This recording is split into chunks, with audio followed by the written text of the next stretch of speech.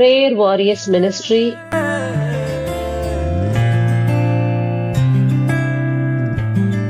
இன்றைய வாக்குத்தத்தம் நீதிமொழிகள் அதிகாரம் 1 இறைவார்த்தை 33. எவர் எனக்கு செவி கொடுக்கின்றாரோ அவர் தீங்கின்றி வாழ்வார். தீமை வருகையிலும் அச்சமின்றி அவர் மன அமைதியுடன் இருப்பார். அன்பார்ந்தவர்களே, மிக அருமையான வார்த்தை. எவன் ஒருவன் ஆண்டவருடைய வார்த்தைக்கு செவிமடுத்து அதன்படி தன்னுடைய வாழ்க்கையை நடத்தி கொண்டிருக்கின்றானோ அவன் எந்த தீமையும் இல்லாமல் வாழ்வான் என்று ஆண்டவர் கூறுகின்றார்.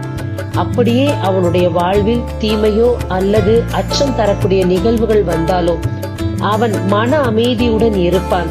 தைரியமாக அதை மேற்கொள்ள முடியும் என்று ஆண்டவர் கூறுகின்றார். இந்நாளில் ஆண்டவருடைய வார்த்தைக்கு செவிமடுப்போம். எத்தனையோ இடங்களில் எத்தனையோ வழிகளில் ஆண்டவருடைய வார்த்தை நம்மை தேடி வருகின்றது.